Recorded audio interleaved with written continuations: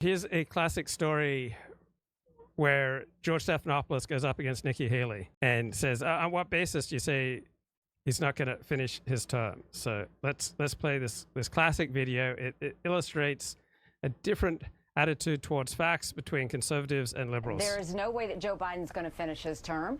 I think Kamala Harris is going to be the next president, and that should send a chill up every American spine.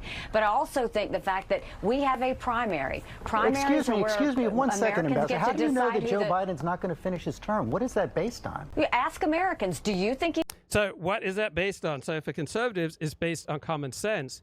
But for liberals like George Stephanopoulos, common sense is that which is the consensus of those with expertise in the area.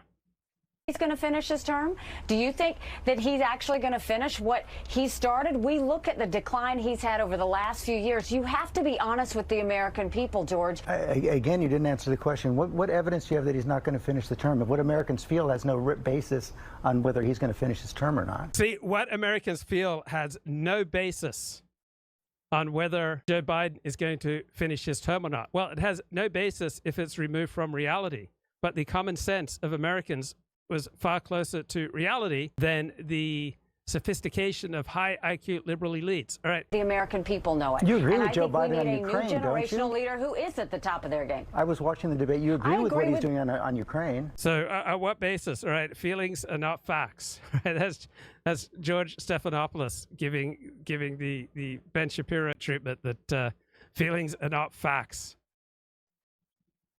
So there's something of a contempt, all right, among the liberal elite for the unwashed and their notions of common sense. And the flip image of that contempt is Dennis Prager saying studies either back up what is common sense to me or they're wrong, right? And that's not true. I don't come down on either side. Sometimes common sense is right.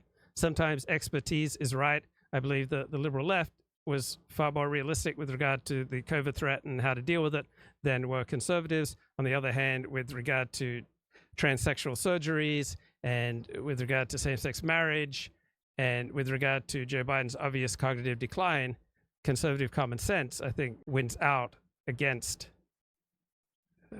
the liberal elite. What else is going on here? Speaking directly and engaging with his supporters and then spend time with his family. I think what's important is that he has done this outreach. He's having these conversations. Busy recovering from the debate with Hunter and... Okay, so FoxNews.com reported today, former Republican presidential candidate Nikki Haley dunked on ABC's George Stephanopoulos after their tense exchange last year about President Biden's mental acuity resurfaced on Tuesday.